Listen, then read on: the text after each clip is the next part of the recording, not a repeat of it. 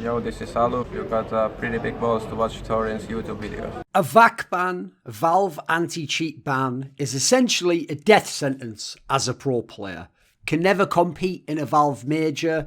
You will never be unbanned. And at this point in time, there's not really any process where they're going to make like a finite limit to those bans. You're just banned forever from the majors. So what's the point in trying to be a pro, right? Why even bother? Well, let's examine that initial premise, that assumption that we all have. So in the past, when the majors were first going, there was 2 to 3 majors a year, but that's all they were, just 2 to 3 tournaments in the year. So actually, you could have competed in the whole rest of the circuit. There was absolutely no reason you couldn't. Obviously, at the time, the majors were super top heavy. Like basically, unless you were a top 10 team in the world, you had almost no chance of making it into the top 8 of a major where the real prize money was and the legend spot, etc. So in that sense, actually, people already could have competed much more so than they do now who were VAC banned, etc. But with that said, they also did in those majors, if you could ever get to a top 8, a top 4, that was where the prize money was. It was a lot of the prize money in the scene was up there because before the majors started, tournaments were very small. Tournaments like Copenhagen Games were some of the biggest in the world before we had the majors. So then the whole thing becomes now, okay, in the current major world, there's only 2 majors a year. I mean, we didn't even have one this year, but obviously there's supposed to be 2 majors a year. And the real issue is the major cycle lasts so long. You've got the minor, the online qualified to the minor, and then you go into the major itself is super locked. So as a result, rosters are locked. People are putting so much of their focus on those majors. So much attention comes from the majors. You just have way more viewership for that than any other tournament, no matter how many people are watching. So yeah, now it's become very, very difficult. And basically, as a result, it's not that your team could just be an awesome team and just not play in majors. Now you basically have to play the majors. So what your team's going to have is literally a 6th man who's a sub, who's vaguely competent, or a real rotation of a player that maybe he plays like every other tournament or something. So in this scenario, essentially, it's been practically the case that it's a death sentence. There wasn't really any point doing it overall. There's a few rare exceptions, like obviously Steele was a very famous example because, listen, this is a guy where it was worth giving a gamble to him because he was much better than anyone else available. So what did he do? Well, even he showed the limits of what could happen because he was out there playing with teams for years and years, Ghost, into obviously this team with Chaos before he went to Valorant. But he showed you kind of the limits of what you could do as a banned IGL because he kept rising up with these teams, rising up. He'd be like into tier 2, starting to go through tier 2, lose some of his players, have to make a roster change. Or in this case, in Chaos, with the online aspect as well, he got all the way basically right to the brink of true tier 1. Who knows what would have happened offline. And that was his glass ceiling. He couldn't get past that. No bigger team was going to pick him up. And if anyone got really good in his teams, logically, someone else was going to pick them up and they were going to make use of him. They'd have played in a Team Liquid, an EG. I think some of them will in the future, in fact. He himself would never be able to follow them. He had basically kind of like the banned version of what used to happen in 1.6 to people like Pronax and Threat, where no matter how good your teams get as you help them go up, people don't acknowledge what you did. They just take the player and then he goes up to the other IGL that's above you in the hierarchy and you just have to start all over again. Obviously, Yampy, the player who plays for Ents now, has somewhat shown, again, what the downsides are and the vague possibilities still not really fully yet realised. Because if you don't know, there wouldn't have been a Man2 on OG. They wanted players like Poison they were looking at, Jampy. These were the main first choices. Then when they weren't available, they went, and I don't even know where they found Man2, but they found him, and he's actually turned out pretty good. So imagine what Jampy might have been able to do if he'd been on OG, with Alexi B as well. He only got his shot in Ents, let's be real, because it was the online period, so you could gamble on this sort of things. Ents was so bad, they weren't even going to be relevant at a major, or maybe even qualify for a major. I mean, they were already obviously top 8 overall in terms of that, but remember we have RMR for this one. And let's be real, they just bottomed out so much. And this is the key part you've got to add in, is it isn't just easy for everyone else to do this in the other parts of the world. They're a Finnish-only team. They're about being a Finnish org, having Finnish sponsors. And so as a result, they need more Finnish players. So if you're exceptionally talented in that tiny little scene, in terms of the ones that want to go pro to putting in the effort, you might be able to get a crack at it. That isn't going to be the case for North America, for sort of the other regions. It's going to be way harder coming from those areas. Hence why they had that whole lawsuit angle where he was basically trying to argue like Valve, for something that they haven't improved their did and was a long, long time ago, they're basically fucking my whole career opportunities up. Now, listen, this video isn't about the fact that it's unfair that these guys have indefinite bans, or that some of them, who even knows if they actually cheated in the way that we're talking about, or in what manner, what context. It's not about that. I actually wrote an article I'll put in the description box below for Deserto last year. Or was it at the beginning of this year? I don't know. I think maybe it was earlier this year. It was called like No Company for Young Men. It basically addresses the topic of Valve and how they've been way overboard with how they treat the bans. Not the idea you ban them, but how they treat the bans and the lack of appeal process, etc. So let's just talk about this. Does it work to keep trying to be a pro as a banned player? So, okay, Steel and Yampy are not just prominent, but actually good examples of how it can work, and maybe even beyond that, what's possible. Because both are good enough in their respective areas, in game leading in terms of Steel, AWPing and just being a fragger in terms of Yampy, that they're worth pondering if you're a team that's around the bottom of tier 1, top of tier 2. Like, unless you have some prodigy coming up, otherwise, who's basically like Yampy skill, but not banned, they're going to be very rare on the ground, or you have some incredible IGL rising through the ranks. It'd have to be someone equivalent to maybe what Golden is now on Fnatic. Remember, a lot of the great IGLs, they're already in the scene. They've been in the scene for 10, 15 years. They have very long careers. The superstar players, we kind of know who they are. They aren't hidden away there. There's not really that many people to pick out. So as a result, these people have value that can still make the skills. So you're like, actually, I will take this guy. Actually, yeah, even though I can't play in the majors necessarily. Because let's be real. You won't get a better in-game leader outside of Tier 1 Steel, because Steel would be in Tier 1 and would have been the whole time if he hadn't been banned. So there's an obvious market value to that.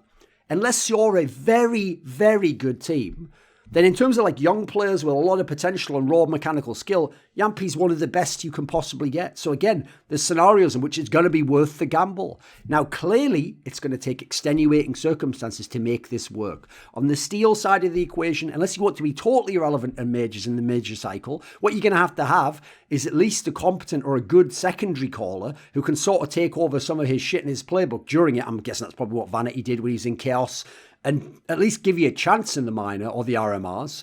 Instead of Yampy, you're going to need, I would say, probably, this is why I understood the idea of why they brought him in and they had X7 initially and they were using him for the minor cycle. You're probably going to need a smart player who can just fill in some of the spots and someone else in the team can frag out a little bit, and you're just going to play a little bit different Counter-Strike because you're not going to have a player as good as him. That's why you even got him in the first place. It's rare, though, let's be real, that teams are going to be able to find and structure around those aspects and essentially the weakness that you can't play. Now, I have to say, I do think, and if any orgs are watching this, I do think there are way more opportunities there than you probably realise. Like if I was an org that's not a top 10 huge esports org with all the investment, I might go for one of these unique gambles in these sorts of cases where the player really is good enough. And especially if they show a mentality, they're like, fuck the ban, I'm going to go hard, I'm going to go for this shit. So let's just talk about this topic. What if you are a banned player? Because that's half the problem, right? There's plenty of players that were banned and they did just give up. So the real question is, why bother? Why bother? You can't win the World Championship. You can't get the recognition at the biggest tournaments and on those streams of like Valve Official Major and get the stickers. So why even bother, right? Why not just go play Valorant or stream or just quit? Because first of all, fuck that mentality. I'm never going to be about that. That ain't what I'm about. There's a reason I stayed in Counter-Strike even when it was a tiny little game in CSGO and all these other games, StarCraft, League of Legends, those were the huge games at that point in time. Because that's why, first and foremost, why did you get into Counter-Strike? Why did you become good at Counter-Strike? Because it's about the game. This is the game you love. This is the game you enjoy playing. This is the game that made you curious and made you want to improve and it got that competitive drive going in you and the juices flowing and that DNA activated that you want to be a warrior inside this game. This is the game you love, the game you love to compete in. And you can compete, just not in all the respects the other pros have. Okay, you aren't them. They're different from you. You can still compete is the point. The action of playing and competing justifies itself. It justifies the energy and the effort you're investing into it. Just go ask people like my boy Oscar from Czech Republic when he was whiling away for half a decade or more in 1.6. Never had a chance to ever be a top pro. He was never going to win a major. He could barely make it into a major. Why did he keep playing? Because I bet he loved Counter-Strike and he loved being really good at Counter-Strike and he thought, fuck it anyway. I'll just do what I can, even if I'm far and away the best player in my country. Go ask Nico in early CSGO. I know everyone heard about him when he came as a standing for G2 in 2015 and then he was in Mousepot. He was playing for years before that. He was just a little fucking kid playing with a bunch of people that were never ever going to make it as top pros, going to tournaments and come in last place, or like maybe they could crack top 8 if he had a miracle performance. Like, Why did he keep doing it? Why did he keep going at that point in time? He didn't know FaZe was coming in the future and all that money and the chances to maybe win a major and all the prize. He couldn't have known that. He did it, I assume, because he loved the game, because he loved to compete, because he loved to beat people. He loved, even in his little small pond, to be the big fish. So it's about being good. It's about testing yourself against the best, mastering your craft. None of those things require a major. None of those things need Valve to hand you a golden trophy. You win the trophy yourself inside your fucking spirit if you know what you're doing there. So how about this angle? Leads into it naturally. How about your legacy? Right now, you have no legacy. Your legacy is you were banned. That's all that'll ever happen the rest of your life. Stamp banned, failure, scum, degenerate, outcast, exile, everything a human doesn't want to be. Back in the day when you lived in a tribe, if you were exiled, that's a death sentence. That's what it feels like's happened to you right now. But that isn't the end of the story unless you choose it to be. Think of how Steele will be remembered now. To a moron, he'll only be remembered as a match fixer. He won't be remembered that way to me. The match fixing actually, to me, is now incidental in his story because he did so much outside of it and in spite of it that if anything, it's like a chapter in the story, but then there's this whole story afterwards. Like before the match fixing, he was a great Source player. He was a very competent CSGO player who'd already accomplished some things, some pretty historic upsets, etc. After the ban, what did he do? He went and became a great North American in-game leader, proved his quality in that regard. He brought up or transformed players. Some of them had been throwaways or never fully made it or degenerated before him. He made Wardell look like a monster. I don't think that guy was ever as smart as he was when he was playing under Steele. He made Sub Rosa go from stupid-ass cheater who actually looked like a land failure. It's actually starting to be a competent player. Could probably have done a lot more if he hadn't quit. Zepper, I didn't even know who the fuck this guy was before he played in Chaos. Now, I think he's one of the next prospects in NA. Kuster was a throwaway at that point in time. He played in many other IGLs. It was Steele that started to get him back on track and help him in this transformation to a different style of player. So think about this. Imagine you're Yampi, right?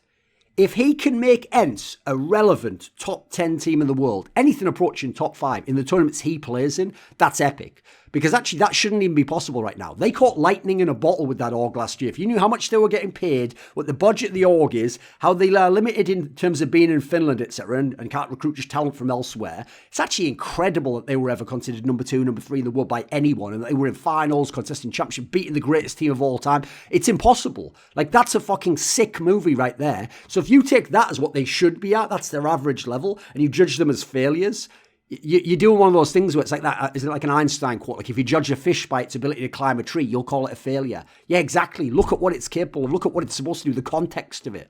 I mean, I would say even VSM right now. This is a guy I'd only heard of as a band player. But now I'm seeing him right now having games where he's carrying. He's actually looking pretty good. Where in a team that we thought were just stand-ins, he's actually having decent performances and they're not a mockery. They're actually able to compete with some of the teams they're playing against. So this is how you do it if you want to be a legend. You be a legend in your own right, on your terms, not on theirs. How about this? How about be the best banned player to ever play a Counter-Strike? To ever play any fucking game? How about that? Wouldn't that be a great way to be remembered? So yeah, the banned part's in it. You can't get rid of that. But you're not just a banned player. You're the best banned player ever. You're the one that's so good that even fans, even people who thought you should be banned for cheating, think, oh, what could he have done if he'd have been in the majors? Oh, he's such a what-if player. You can also, by the way, along the way, win hundreds of thousands of dollars, make tens of thousands of dollars in salary. So even people can go, I thought you were banned from that game. How do you still play? Well, that's it. I just fought my way through. I didn't let it hold me back. And now I have a full salary doing it. I compete for massive tournaments. I've beaten some of the best players in the world. They have to give me plaudits. My dream, I'm really being serious here, is that someone comes along one day who doesn't let the ban hold them back. It might be someone like Yampi. And they become a Simple or a Guardian or an Alexi B, depending on their role, in their own right, despite the ban, in spite of the ban. And here's another reason why, and this is the main reason why. Aside from all the rest, listen, yes, you do it because it justifies the action, the craft. You do it because you have won a legacy. But you know what a great reason at the end is? You take whatever emotion, you take whatever's happening in your life, and you use it as a way to fuel yourself. So it's pretty simple, because fuck them. Because fuck them. And you know who I mean by them? I mean the people who banned you. I mean the people who say, all you are is banned. I mean the people who say, you'll never do anything because you're banned. I mean the people who just always have to say, doesn't matter what you do. The ban is all that will ever define you. Are you going to let Valve define you? Are you going to let people talking shit define you? Oh, it's not going to be easy. Good. You put yourself in a bad situation, so it's never going to be easy. But are you just going to give up because of that? You're just going to go, well, self-inflicted wound and Valve also like poured salt in it, so fuck it. No. Is that what you're here for? Easy? If you are, then get the fuck out. You'll never be anything. A legend or anything. By the way, spoiler, you wouldn't have been even if you hadn't been banned. But if you understand that your challenge begins before you even meet your opponent, then it's about how you will respond. After that, the ban is something of a limiting factor, but you can do great things outside of that. You can laterally move around it potentially if you become a truly great player. Oh, I get it that it's unfair. It's one thing to be banned, but to be banned forever? I mean, it could be 5, 6, 7 years, like it's coming up to for some of these guys. It's okay, it's unfair. What happens when people do things that are unfair to you? Do you fight back? That's what I do. How about not only fight back, but fight back so hard and in such an impressive way, kind of like what Steel did, that it makes a mockery of their ban. That eventually, even though people agree you should have been banned, people turn and go, actually, fuck you. This is unfair what you're doing to this guy. Well, he doesn't ever get a second chance. He doesn't ever get a way to prove that he can play again. He doesn't ever have a way to redeem himself. He's just cast into the fucking lake of fire and sulfur or whatever by Valve, the Almighty. Yeah, it's bullshit. How about show fans how bullshit it is by showing them what your attitude is, your mentality to compete in? How about this? How about break through the barriers of what a normal person would do and what they go, well, I just take the money and go to Valorant. I was banned, so what's the point? Guess I should just give up. How about say, fuck that? Say, I'm a great man. That's what I'm going to do. This is one of the reasons I've never fucked with the angle. I'm not going to get political totally here, but I've never fucked with the concept of like, you need representation, so we should just put people in these positions. Keyword put. And then it'll make someone else think it's possible. Nah, that's the opposite how it works. Great men push through no matter the obstacles. They don't wait to be invited to the table. Think of people like Jackie Robinson or fucking Muhammad Ali or Jack Johnson. There's one you probably don't know. Go look up this guy.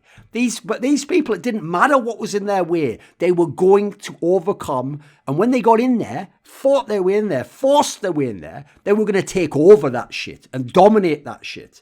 That's the way you inspire other people, by forcing you in. Because then you tell them it doesn't even matter if you look around, there's nothing possible. I did it. I didn't let that stop me.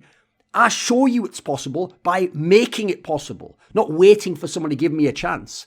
So you overcome every unfairness, every disadvantage, every limiting belief system. That's how you inspire other people. That's how you win out yourself. You win in your mind first, then you win in practice, then you win in the game over the opponent. Make the ban their limitation, what they did to you, not yours. Define your own story. This video was kindly supported by Pronogo, Mohammed, Alabdul, Razzaq, Dean Tanglis, James Pederson, VatriSam, ErikHillestad, Andreas Kroknes, Hades, Zoomba Gaming, JDubs, Tobias Bernasconi, and Alexander Rao. Special thanks, as always, goes out to Jerky's Minion. Would you like to suggest a topic or a guest for one of my upcoming episodes? Maybe you want to ask more of those questions in that video AMA I do each month. Do you want teasers? Find out who the next guests are for my shows. Well, maybe you even want to take part in one of those crazy donated discussions where we go all over the place. If any of these perks appeal to you, or you want to support the channel, put your money where your mouth is and join the Scrolluminati today at the Patreon link in the description box below.